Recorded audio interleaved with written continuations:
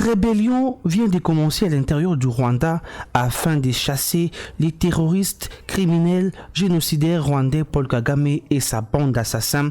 Nous y reviendrons avec force et détails. Tension entre le Rwanda et la RDC, plusieurs éléments de l'armée rwandaise visibles sur le long de la frontière avec la RDC, des témoins affirmant que les militaires se concentrent sur la limite entre le territoire de Nyiragongo au nord Kivu et le Rwanda. Manifestation ce mercredi matin à Goma, la louche RDC demande au gouvernement de rompre le cessez-le-feu et lancer les opérations militaires contre le M23, l'ADF et tous les autres groupes armés actifs dans la province au lieu de rester à la défensive face à l'ennemi qui ne fait que progresser. Nous disons non à l'opération Speakbook. Combat FARDC M23 par RDF, le lieutenant-général Sikabwe Asinda Fall, nommé coordinateur des opérations au Nord Kivu. Le chef d'état-major général de FARDC, le général d'armée Chiwewe Songesa Christian, l'a annoncé le mardi dernier au cours d'une importante réunion qu'il a présidée au centre de coordination des opérations à Goma. Combat FARDC M23, Virunga Energy tient à informer sa clientèle que la ligne moyenne tension réparée hier, mardi 7 novembre 2023, vient de subir des dégâts à cause des affrontements. Virunga Energy est dans l'incapacité d'assurer la distribution du courant à Goma et ses environs. Le général d'armée Chiwewe Songesa Christian, chef d'état-major général de FARDC, a présidé ce mardi 7 novembre 2023 une importante réunion au centre de coordination des opérations à Goma. Plusieurs autorités militaires ont pris part à cette réunion, notamment le gouverneur militaire du Nord Kivu et le chef d'état-major de la force terrestre. À cette occasion, le général d'armée Chiwewe Songesa Christian a annoncé la désignation sur instruction du président de la République, commandant suprême des FARDC Félix-Antoine Tshisekedi Tshilombo, du lieutenant-général Sikabwe Asinda Fall en qualité de coordonnateur des opérations au Nord Kivu, comme le précise ici le lieutenant-colonel Njike Kaiko Guillaume. Combat M23 Wazalendo dans le Petit Massissi, plusieurs sources locales affirment que les rebelles auraient pris la contrôle de Kiloluré, stratégique aussi pour Massissi, situé aux environs une trentaine de kilomètres de la ville de Saké. L'avancée du M23 dans le Massissi intervient quelques jours après le lancement de l'opération Speakbook FARDC Monisco contre le M23. Pendant ces temps, une manifestation est organisée à Goma ce mercredi pour s'opposer à cette opération, le manifestant appelant le FARDC à l'offensive contre le M23. Combat FARDC M23, le FARDC informant l'opinion nationale et internationale que l'armée rwandaise opérant sous couvert du M23 a visé la semaine passée, lundi 6 novembre, à travers des tirs aux mortières, les lignes électriques principales et secondaires à moyenne tension de la société Virunga Energy desservant la population de Goma en électricité. Cet acte terroriste et criminel a plongé la vie dans le noir avec des conséquences incalculables sur les hôpitaux et la desserte en eau potable. L'agression rwandaise, moi Moïse Katumbi, président de la République, je ne vais pas condamner personne, mais je vais remettre de l'ordre. 6 mois, il n'y aura pas la guerre chez nous, déclare l'opposant congolais et ancien exilé. Reprise des affrontements ce mercredi dans le Massissi, approchant Saké, de sources locales affirmant que le combat s'est déroulé à Tubero, Kiloluré, dans le Petit Massissi, proche de la cité stratégique de Saké, où la MONUSCO et les FARDC ont lancé récemment l'opération Speakbook.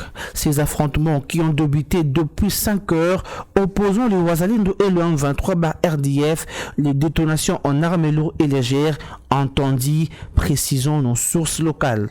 Visite du chef de l'armée congolaise jusqu'aux militaires dans la zone de front de Nyiragongo. Après l'étape de la base militaire de Kamina, le chef d'état-major général de FARDC a visité ce vendredi 18 août 2023 près de 7000 recrues en dernière phase de formation au centre d'instruction de Mour Alikassi, dans le cadre de la poursuite de sa mission d'inspection et d'évaluation du niveau d'avancement de la formation de ces jeunes qui ont répondu à l'appel à la mobilisation générale lancé par le commandant suprême, chef de l'État, Félix Tshisekedi. Il a à cette occasion pris part à un exercice de manœuvre exécuté par ces recrues.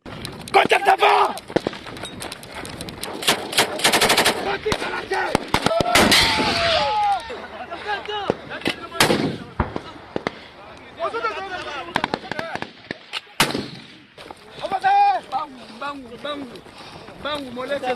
Juste après, le lieutenant-général Tchio Songé Sacrition s'est adressé aux cadres instructeurs et aux recrues réunis à la parade du centre d'instruction de Moura. Dans sa causerie morale, le numéro 1 de l'armée a de prime abord transmis les salutations du chef de l'État et a appelé ses futurs soldats au patriotisme et à la loyauté, tout en mettant un accent particulier sur la discipline. Aux cadres instructeurs, le lieutenant-général Tchio les a félicités pour le travail qu'ils abattent jusque-là irréprochable et a également annoncé la majoration de leur prime de $100 dès ce mois d'août comme à Kamina.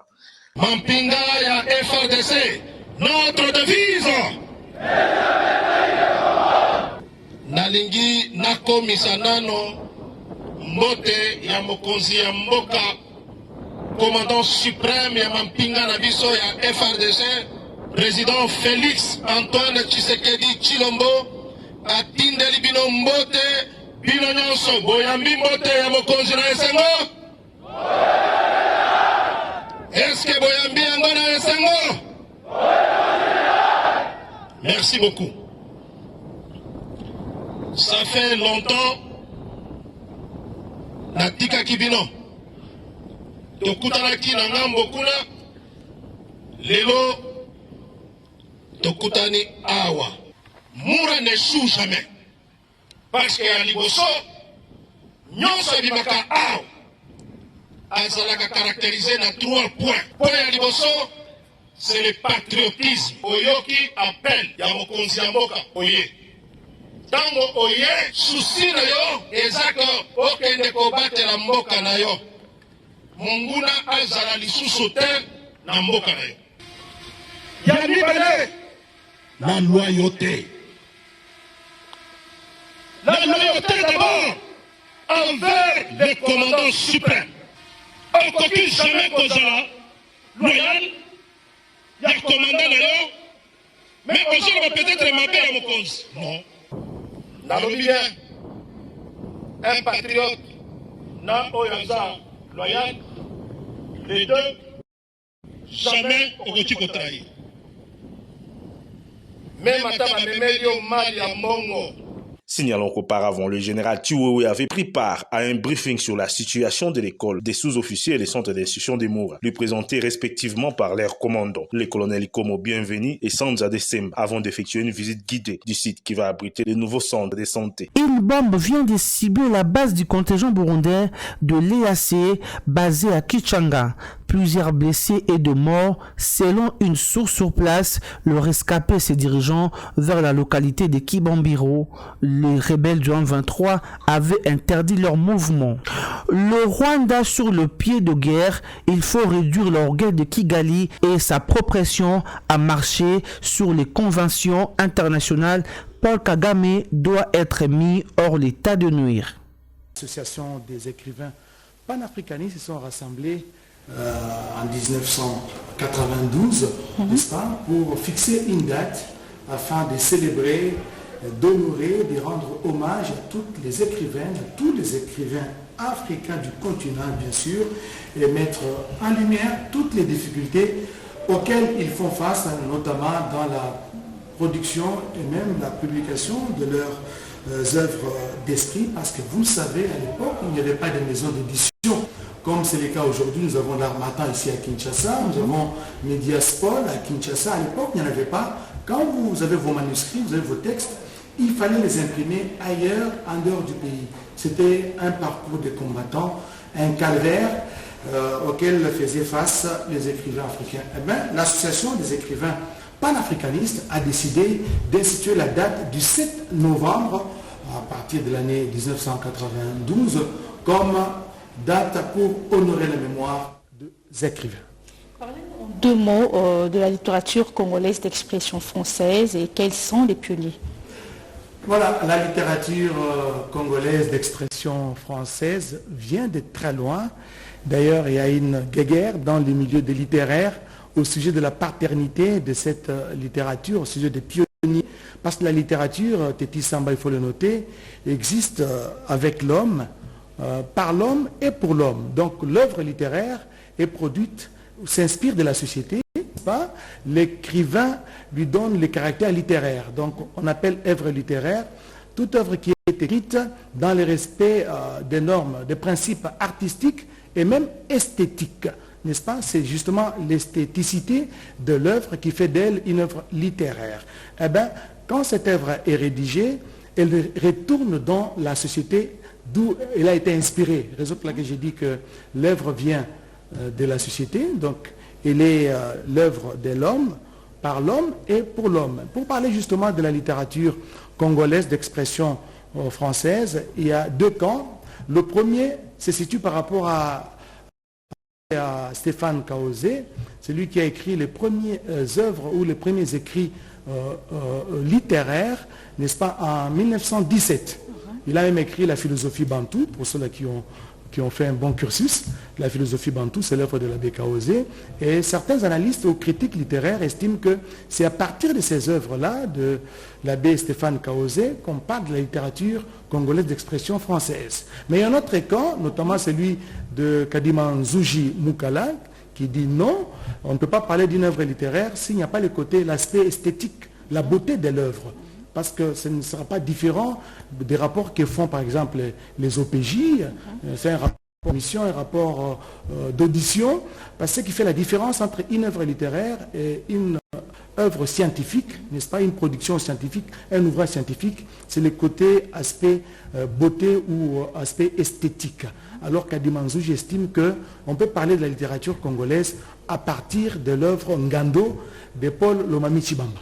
Est-ce que ces auteurs sont connus? Et ce sont des auteurs qui sont connus. Il y a Valentin Moudimbe, il y a beaucoup d'auteurs de la littérature congolaise, notamment Zamenga, Batuke Zanga, qui a écrit Bandoki, les sorciers. Il a écrit Les hauts, les bas, 1000 km à pied. Il a écrit Un boy à Pretoria, Un villageois à Kinshasa, Les mariages des singes, Un crocodile, un croco à Luozi, c'est l'œuvre de Zamenga. À part lui, il y a un autre journaliste qui a travaillé d'ailleurs ici à la RTNC, Djungun Simba. Djungun Simba, il a écrit On a échoué. Donc il y a beaucoup d'écrivains congolais qui sont restés dans l'anonymat, vous savez, parce qu'à l'époque, il n'y avait pas de maisons d'édition, il n'y avait pas de librairie. Pour éditer, c'était très compliqué. Et la littérature congolaise vient de très loin. Et aujourd'hui, on parle d'autres écrivains, notamment José Moufoula, un ancien Kadogo, qui est aujourd'hui député national. Il a écrit Tchanzu, qui est une cité du Nord Kivu. Il a écrit Ça ne s'impose pas, je veux devenir un homme. Il a également écrit Enfin des guerres. Donc José Moufoula, député national. Il y a des écrivains qui sont des génies en herbe, justement, qui sont en herbe. Il est en train de nous offrir de beaux textes, de bonnes nouvelles, des romans. Et voilà, la littérature congolaise est en train de renaître de ses cendres. Et en cette journée spéciale, que pourriez-vous dire aux lecteurs congolais? C'est une très, très bonne question parce que je suis en train de mener des études sur la production et la consommation des œuvres littéraires en République démocratique du Congo. Vous le savez, il y a un émetteur, il y a de l'autre côté un récepteur, mais les grands problèmes sont au niveau de la consommation. Les gens écrivent, il y a des ouvrages qui sont rédigés par des Congolais, mais au niveau de la consommation. Mais qui lit quoi? Est-ce qu'il y a une culture de la lecture au niveau des écoles, au niveau même des Congolais même? C'est la grande question. Mais la recommandation que je pourrais nous offrir, d'ailleurs en cette journée où nous célébrons les écrivains ou l'écrivain africain, le 7 novembre, je recommande à tout Congolais, pour avoir une bonne délectation mentale, commencez à vous promener avec un bouquin, même un livre de chevet. Merci beaucoup, M. Oscar Mbalskaï. Je rappelle que vous êtes spécialiste maison des questions de littérature. Merci, Tétis.